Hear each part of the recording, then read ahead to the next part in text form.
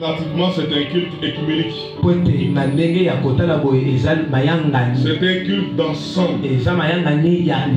Nous parlerons de la manière que chacun reçoit quelque chose. Mais les opinions doctrinales, on le fait dans les assemblées. Nos assemblées locales. Je prends les livres de Jérémie. Nous allons lire le chapitre 2. C'est le prophète Jérémie, un puissant prophète que Dieu a suscité pendant que l'Israël se retrouvait à Babylone. Quand ils étaient dans l'esclavage à Babylone, Dieu a suscité un prophète que lui-même louait dans ses mots. Il disait que Jérémie, avant que j'étais formé dans les entrailles de ta mère, moi Dieu je te connaissais. Avant que tu sois sorti de son sein, je t'avais consacré et je t'avais établi prophète. Il dit prophète des nations. Lui, ce n'est pas un consensus que les gens se sont choisis, non. Lui, avant qu'il naisse, Dieu l'avait déjà choisi. C'est-à-dire Dieu, dans sa pensée éternelle, avait déjà vu Jérémie. Il avait déjà connu avant qu'il soit formé même dans le sein de sa mère. Avant qu'il naisse, Dieu l'avait déjà établi prophète des nations. C'est comme ça le ministère. Les ministères, on ne les donne pas par un individu. On y naît ministre. Mais on se retrouve dans le champ de la prédication selon la capacité et les dons qu'il nous a donnés. C'est comme ça avec Jérémie le prophète. Mais Jérémie, qu'est-ce qu'il dit au chapitre 2? Nous pouvons nous tenir debout pour lire la parole. Ne vous fatiguez pas parce que la parole on l'honore. C'est pas ma parole, et c'est Dieu. Il dit au verset 9, c'est pourquoi je vais encore contester avec vous, dit l'Éternel. Je vais contester avec les enfants de vos enfants. Passez aux îles de Kittim et regardez. Et regardez.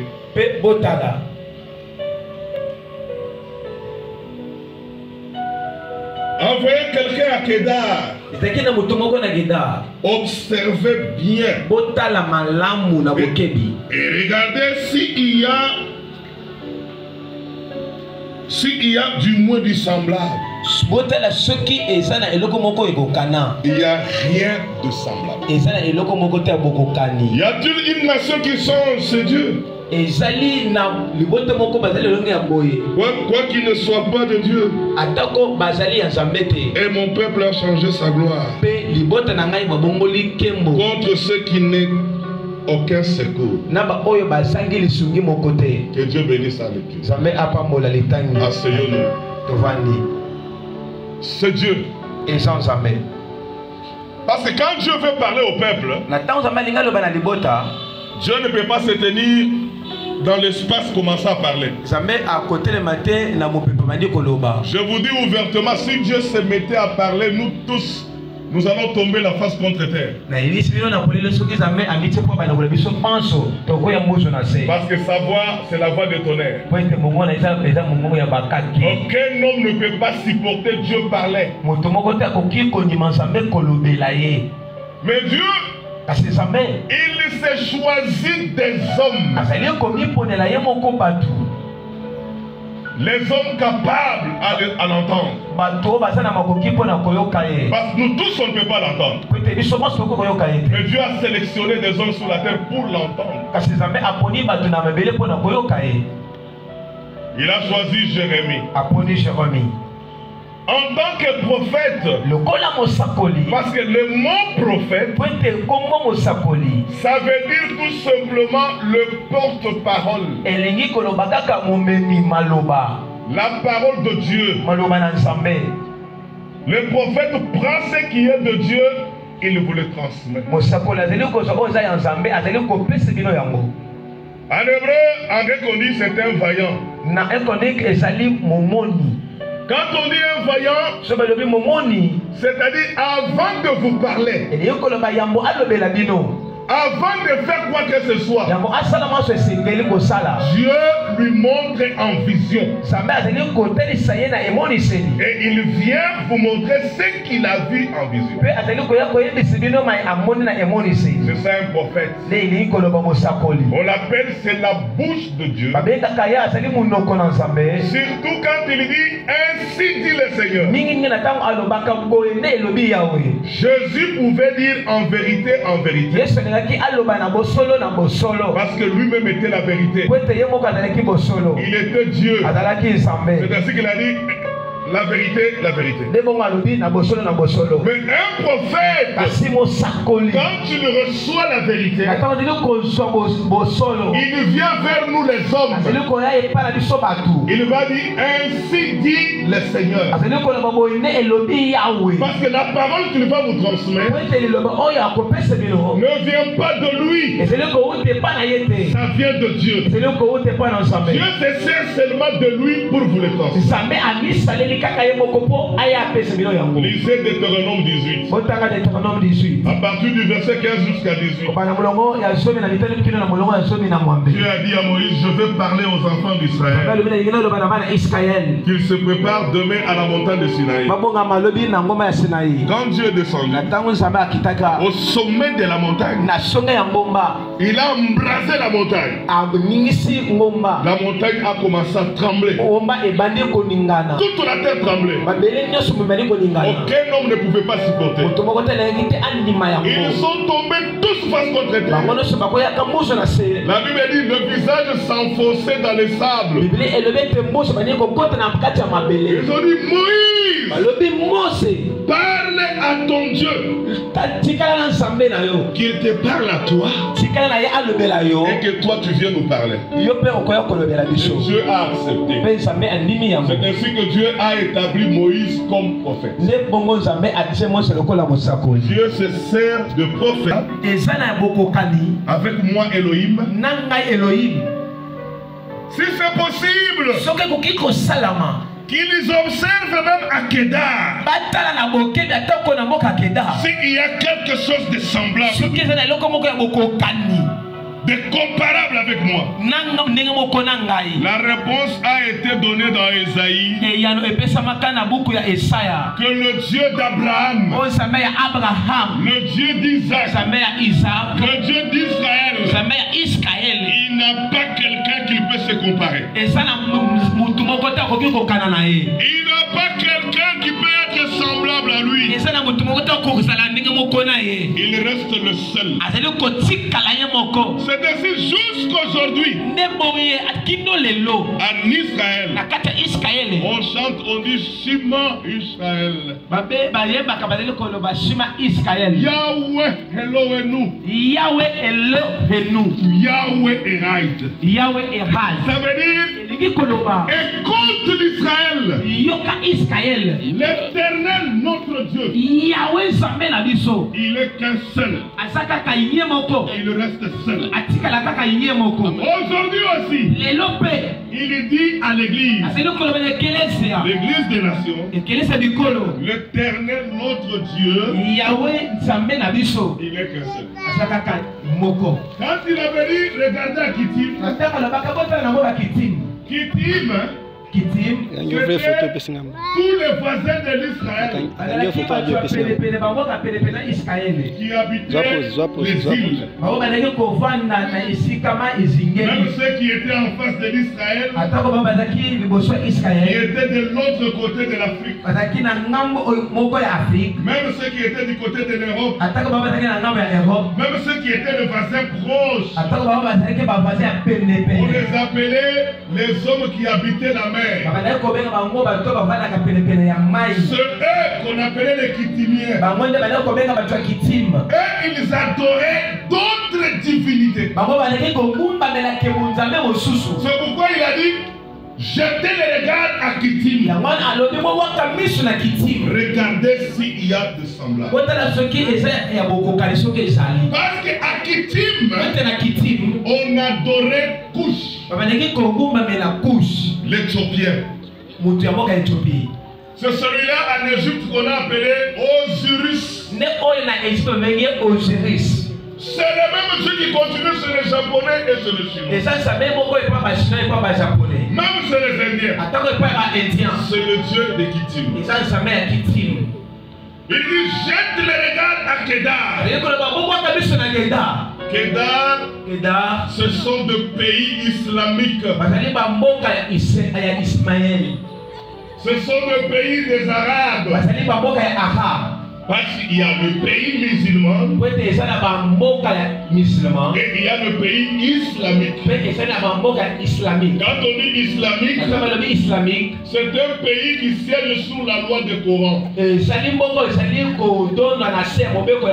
leur constitution, c'est le Coran. Mais le pays musulman, ils ont leur constitution, mais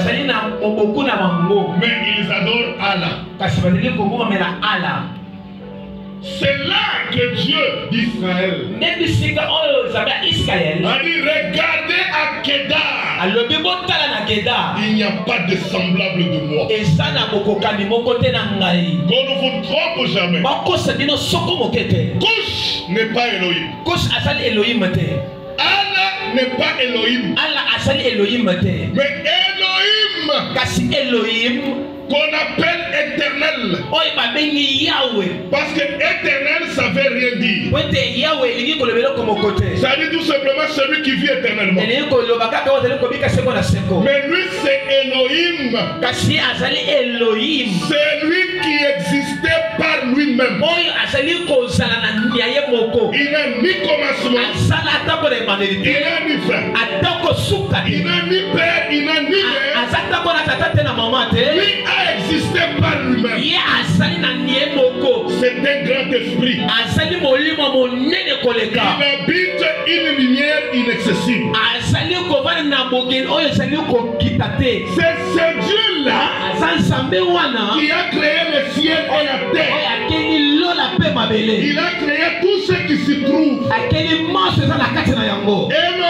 c'est un esprit. On ne peut pas le voir parce qu'il vivait l'éternité.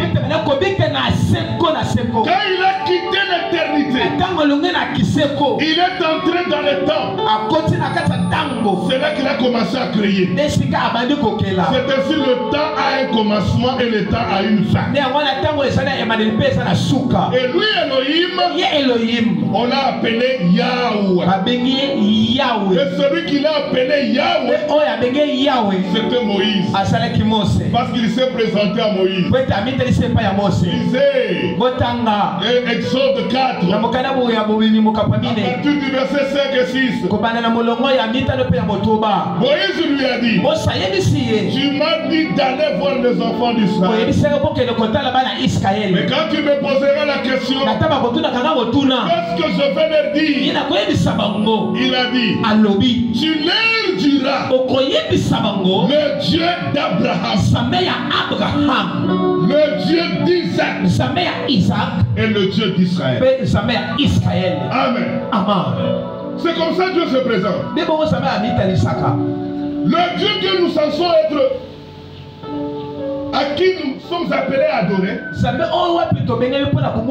celui qui donne la vie, c'est le Dieu d'Abraham. Parce que nous avons vu chez Abraham, il s'est manifesté comme El Shaddai. Ça veut dire le tout suffisant. Il a rejeté Abraham.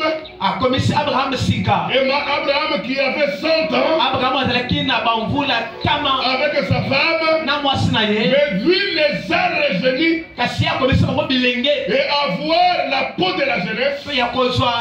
Où un prophète de la terre a dit, il les a ramenés à l'âge de 22 ans. Et quand Abraham s'est déplacé avec sa femme en Égypte, et le roi d'Égypte a commencé à aimer une femme de 100 ans que Dieu l'a rajeuni. El Shaddai, c'est lui le Dieu d'Abraham. Lui le Dieu d'Abraham, c'est le Dieu qui pourvoit. Tu peux être dans le souci, tu peux manquer quoi que ce soit, ne regardez jamais un homme, mais regardez ce Dieu là. Il est capable de pourvoir à tous les besoins. Mettons ça à côté. Ce Dieu là que je vous ai amené ce soir, il est différent de tout ce que les gens appellent Dieu. Dites Amen. Lui n'est pas Kimbango. Lui n'est pas Mukuna. Lui n'est pas Anna. Mais lui c'est Elohim. On appelle Elohim des Hébreux. Il était le Dieu des Hébreux. C'est lui qui est devenu notre Dieu, le créateur du ciel et de la terre. Quand vous lisez Hébreux chapitre 11, le verset 16, il dit, moi Dieu, je n'ai pas honte quand on m'appelle le Dieu d'Abraham, le Dieu d'Isaac et le Dieu d'Israël. Pourquoi? Parce que toutes les bonnes promesses qui sont dans la Bible, Dieu les avait promis à Abraham. Amen. Et l'apôtre Paul dit dans Galates chapitre 2, il dit, nous on n'avait pas de Dieu, nous étions des peuples de nations, on adorait les Moussassa Ome Sunkam. Vous connaissez les Moussassa Ome Sunkam? C'est un Dieu qu'on nous a présenté par des hommes. Dieu n'est pas un Moussassa. Et on limite encore, il n'a que 100 yeux. Non. Mais dans les psaumes, on dit que là où il est, il voit tous les habitants de la terre. Mais si vous le limitez qu'il a 100 dieux, ils ont 100. Non. Lui, il voit tout le monde. Et David a dit, il est attentif à chaque action que l'homme pose sur la terre. Lui n'est même pas Maweza wa chama. C'est un faux Dieu. Lui n'est même pas Vidimukulu. Non. Ça c'est un mensonge noir. Dieu, nous les nations ne pouvons pas lui donner de nom. Quand vous lui donnez les noms, vous faites de lui un faux Dieu. Lui, il a tous les noms qui sont dans la Bible. C'est éternel notre Dieu. Elohim des Hébreux. C'est lui le Dieu là qui a venu à à Ésaïe. Ésaïe 35:4. Ésaïe 35 il a dit, tu diras aux enfants d'Israël, je viendrai moi-même et je vais le sauver. Pour que vous sachiez que c'est moi qui est venu. Dans Ésaïe 7:14, il dit, pour que vous sachiez que c'est moi qui est venu. Il dit, une vierge concevra. Elle enfantera un fils. Et on l'appellera Emmanuel. C'était des promesses de l'Ancien Testament. Au moment où il voulait accomplir les promesses, Dieu a dit à Gabriel, la volonté qui est au ciel, c'est la même qui va être sur la terre. Je t'envoie dans la ville de David, dans la famille de David. Tu trouveras une femme dont son nom c'est Myriam. Alors c'est ainsi que l'ange Gabriel est venu. Et pendant cette période-là, Marie avait 16 ans. Mais il avait trouvé Joseph était une veuve qui avait déjà d'autres enfants avec sa première femme qui était décédée. C'est ainsi qu'il est venu un homme qui avait au moins 70 quelques années. Mais il va se marier à une jeune femme de 16 ans. Et pendant qu'il se préparait pour se marier, c'est là que l'ange est venu. Il a dit, Marie, shalom. Une grâce t'a été faite. Mais les hommes de la terre disent que Marie était pleine de grâce. Marie n'était pas pleine de grâce. Celui qui est plein de grâce, c'est Jésus-Christ seul. Mais Marie, une grâce lui a été faite. Comme une grâce que Dieu t'accorde ce soir. Marie a dit, quel genre de salutation? L'ange lui a dit, la vierge dont tu l'as promis dans Ésaïe, c'est toi. Tu enfanteras un fils. Il dit, comment ça va se faire? L'ange lui a dit ceci, l'Éternel lui-même, il viendra vers toi. Il va te couvrir de son nom et par le Saint-Esprit tu seras enceinte et tu enfanteras un fils. Marie a dit que cela soit fait. Je suis la servante de Dieu. Et l'ange est parti. Quelques jours après, Joseph commence à combattre Marie. Joseph, il voulait même chasser Marie. Le même ange revient. Il dit à Joseph, mais tu t'es comploté de chasser Marie, ta femme. Mais ce qu'elle vient de recevoir, ça ne vient pas de l'homme, mais ça vient de Dieu. C'est par le Saint-Esprit. Joseph se réveille de son sommeil. Il dit à Marie, j'ai vu un homme, il était habillé comme ça. Et Marie lui dit, c'est la même personne qui était venue me parler. C'est ainsi que Marie et Joseph ont formé leur assemblée, gardant la même révélation. Et tous les quartiers n'aimaient pas Marie. Parce que on disait qu'elle a reçu une grossesse irrégulière. Ce qui n'était pas conforme à la loi de Moïse. Et pourtant Marie connaissait le secret. Parce que la révélation est individuelle. Amen. Si Dieu veut te parler ce soir, il te parlera toi seul. C'est comme ça que Jésus était né. La question a été posée. Jésus était qui? Il n'était pas la troisième personne de la Trinité, non. Il n'était même pas la deuxième personne. Je vous dis, Jésus-Christ, c'était Dieu lui-même, le Créateur. créateur qui est venu dans la chair humaine pour nous sauver.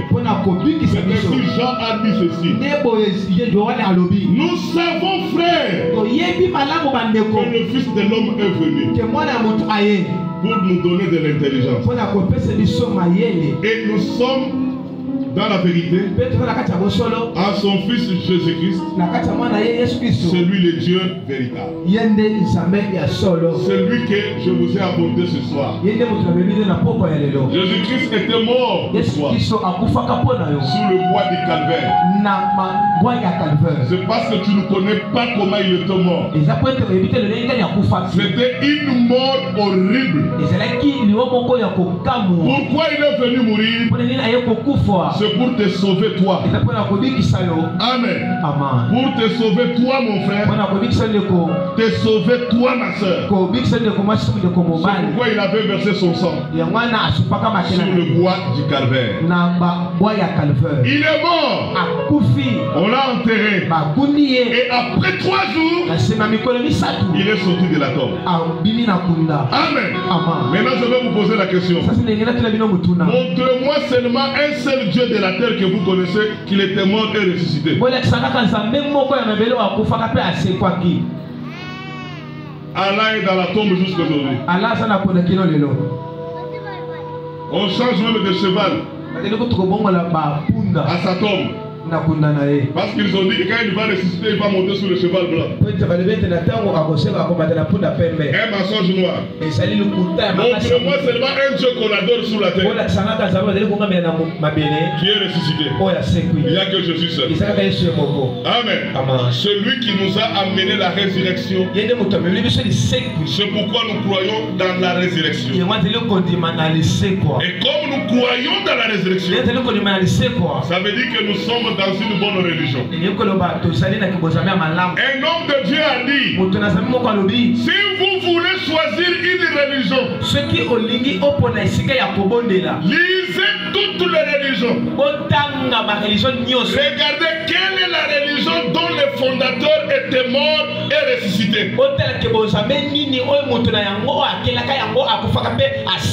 C'est Jésus-Christ. Jésus-Christ, c'est lui l'éternel de l'Ancien Testament, qui était avec Abraham, qui était avec Isaac, qui était avec Jacob. C'est lui notre sauveur. Si vous croyez aujourd'hui qu'il était mort pour toi, il a versé le sang pour toi, c'est le seul qui peut te sauver. En dehors de lui, il n'y a point de salut. En dehors de lui, il n'y a point de guérison. Et en dehors de lui, il n'y a pas d'enlèvement. Il n'y a même pas la résurrection. C'est pourquoi nous l'aimons. C'est pourquoi nous l'adorons. C'est pourquoi il vous invite ce soir. Venez à lui. Amen. Encore Amen. Maintenant regardez, frère. Si vous mourrez aujourd'hui, croyant que Jésus c'est votre sauveur,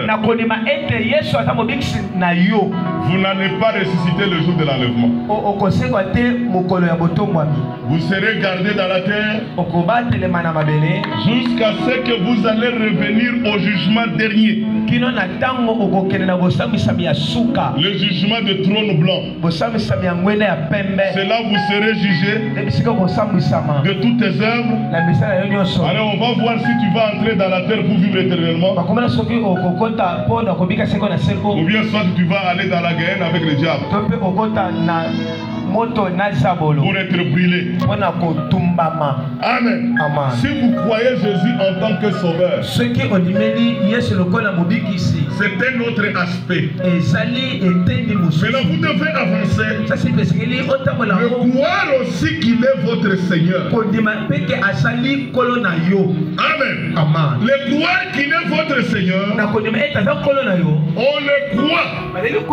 C'est après avoir l'accepté comme votre sauveur sauveur. Maintenant, il doit devenir votre Seigneur. Parce que cette fois-là, vous entrerez dans son royaume par la nouvelle naissance. Amen. Et la nouvelle naissance, elle vient. C'est quand vous connaissez la promesse de ce jour. Quand vous allez prier ailleurs, je vais vous dire une chose. Parce que nous sommes ici en famille. Quand vous allez prier ailleurs, là où vous allez, posez-vous d'abord la question. Est-ce que là-bas nous croyons la promesse de ce jour? Parce qu'aujourd'hui il y a une promesse dans la Bible. La Bible est pleine de promesses. Il y a des promesses d'hier. Il y a des promesses d'aujourd'hui. Et il y a des promesses de demain. Et pour devenir enfant de Dieu, vous devez connaître quelle est la promesse de votre temps. Et quand vous la croyez, vous devenez enfant de Dieu. Et vous serez né de nouveau. Et vous entrerez dans son royaume. Et vous allez voir même le royaume. C'est le Dieu que nous vous avons apporté ce soir. Que le Seigneur vous bénisse. Et comme vous êtes en famille, je vais vous dire que vous dormez encore. Réveillez-vous. Réveillez-vous. Vous avez votre frère. Vous avez votre oncle. Vous avez votre oncle. Maternel ou paternel, qui croit la vérité, qui croit la parole. Mais venez derrière lui, mettez-vous la main dans la main et allez de l'avant. Vous savez, hein, il y a eu un temps où on pouvait mettre des barrières pour présenter la vérité. Mais comme on a déjà présenté la vérité, il y a déjà un noyau qui croit la vérité. Je vous invite vous tous ce soir, venez mettre la main sur cette patte, sur cette vérité. Si vous êtes prédicateur, sans honte aux yeux, sans honte aux yeux, sans foi, nous vous invitons. Viens avec ton don de la prédication. Si vous êtes prophète, viens avec ton don de prophétie. Si vous êtes un chanteur, viens avec ton don de chant. Tous les dons que vous pouvez avoir, venons, mettez-nous ensemble. Servons l'Éternel. Amen. Servons l'Éternel. Amen. Mais ne regardez pas ce qu'il y a de suivre la parole. C'est une invitation cordiale. Parce que cette occasion, sachez-le, est unique. Papa André est mort. Il est parti. Nous allons le voir le jour de la résurrection. Mais nous qui êtes restés, nous qui sommes là, posez-vous la question. Là où je prie, là où je sers Dieu, là où je suis prédicateur, alléluia, là où je suis prédicateur, là où je chante, j'ai aimé la soeur quand elle chantait ici. J'ai vu quand elle dansait, c'était très bien. Mais tu chantes où?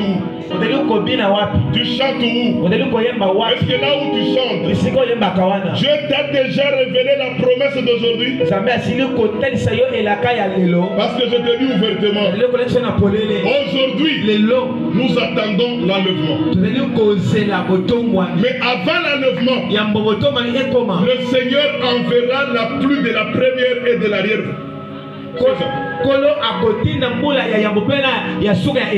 Le Seigneur nous baptisera dans le Saint-Esprit. C'est ce que nous attendons. C'est ainsi que ne dites pas que non, c'est frère Etienne qui a barré la route. Ne dites pas que c'est frère David qui a barré la route. Nous vous disons ouvertement, votre frère assis là-bas, votre oncle paternel assis là-bas, votre oncle maternel assis là-bas, votre grand frère, il a la vérité. Il croit la vérité. Je vous dis, il a le chemin du ciel. C'est ainsi que nous ne voulons pas être des obstacles. L'occasion aujourd'hui, regardez tel que vous êtes assis. Une grande famille qui peut faire une église. Qu'on ne vous trompe pas. Jésus-Christ, il a commencé avec les gens de sa famille. Les enfants de Joseph, qui étaient ses grands frères, ils étaient dans son assemblée. Mais vous lisez Barthélemy, vous lisez Jude, vous lisez Jacques, et Jean, c'était ses frères. Si on vous dit une église de la famille, je vous dis la vérité, vous êtes dans le bon. Vous n'avez pas fait un péché. Amen. Vous n'avez pas fait un péché. Si dans la famille il y a la vérité, soutenons cette vérité. Je me suis dit au dé ici, je vais me laver les mains. Aucune personne ne peut pas me reprocher, même me condamner. On a déjà prêché suffisamment.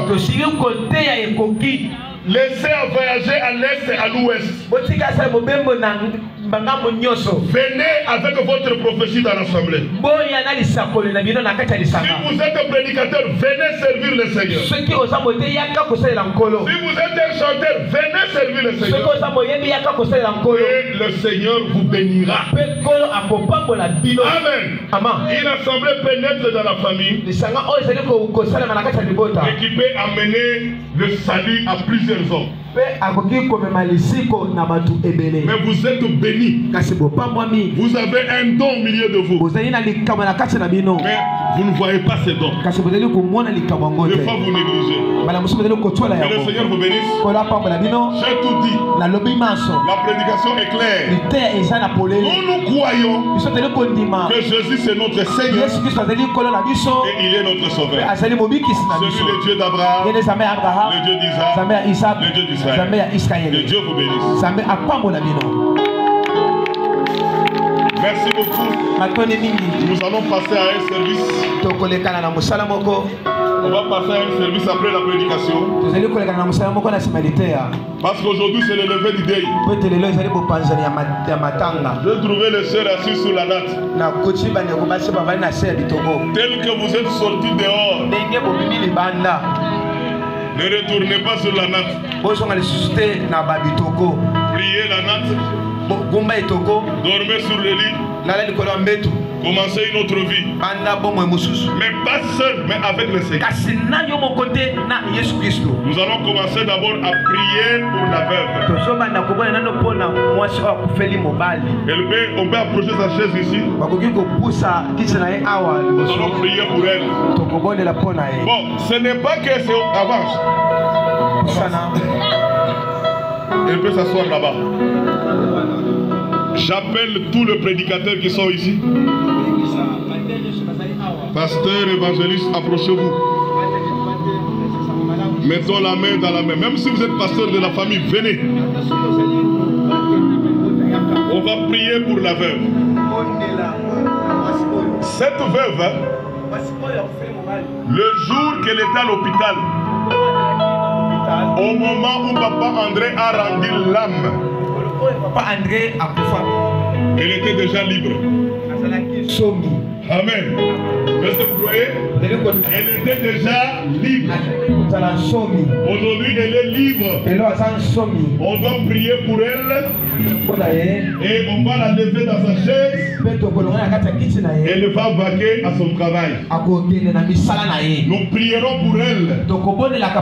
Que le Seigneur la fortifie. Que le Seigneur l'aide. Qu'elle soit son pourvoyeur. Qu'elle soit son maître. Qu'elle soit son mari. Parce qu'on dit que Jésus-Christ a dit laissez à moi. C'est Dieu qui dit. Le veuve et les orphelins. L'assemblée veut que vous nous prions ensemble.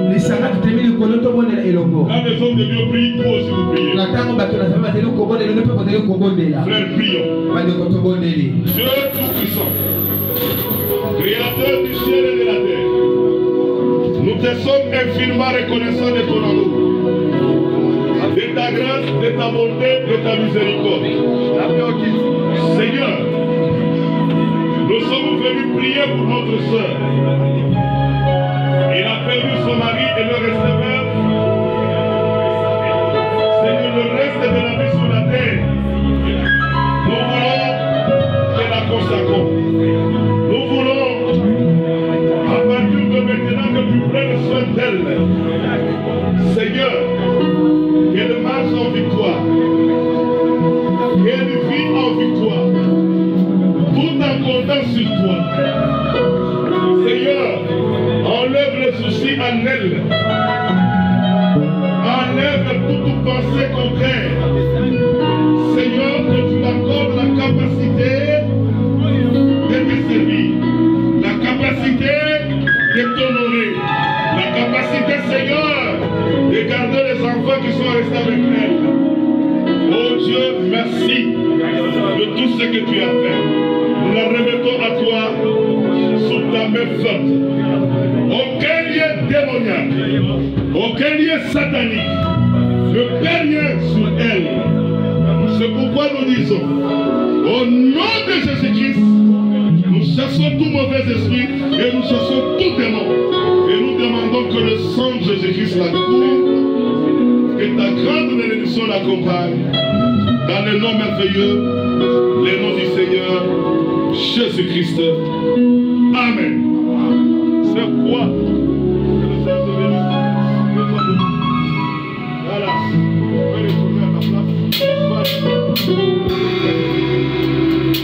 Yes. Maintenant, nous appelons tous les enfants. Venez, on va prier pour vous. Vous savez, c'est ça le moment de dure épreuve. Vous restez avec maman. Papa est parti. Mais croyez, vous avez celui qui est plus que votre père. C'est le Seigneur lui-même. Jésus-Christ, il s'occupe des orphelins. Jésus-Christ, il s'occupe de la veuve. Nous voulons vous remettre dans la main du Seigneur. C'est tout. Voilà. L'autre est où? Tu n'es pas venu? Voilà. Mathias Zate. Prions pour eux. Mathias Zawad. Viens. Toi, on prie, tu te caches là-bas. Qu'est-ce qu'il y a?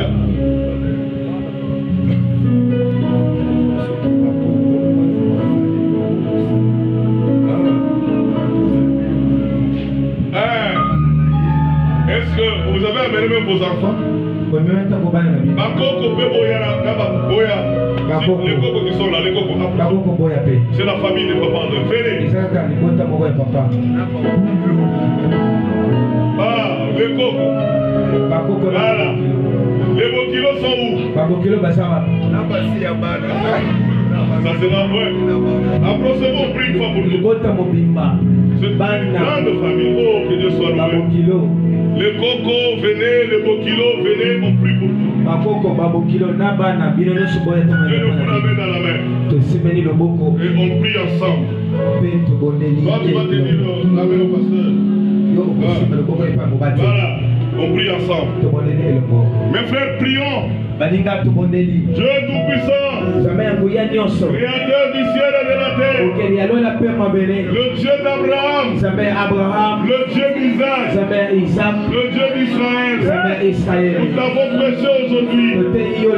C'est toi qui es venu à travers la chair humaine. Dans le nom du Seigneur Jésus-Christ, nous te consacrons cette famille de papa. En commençant par l'aîné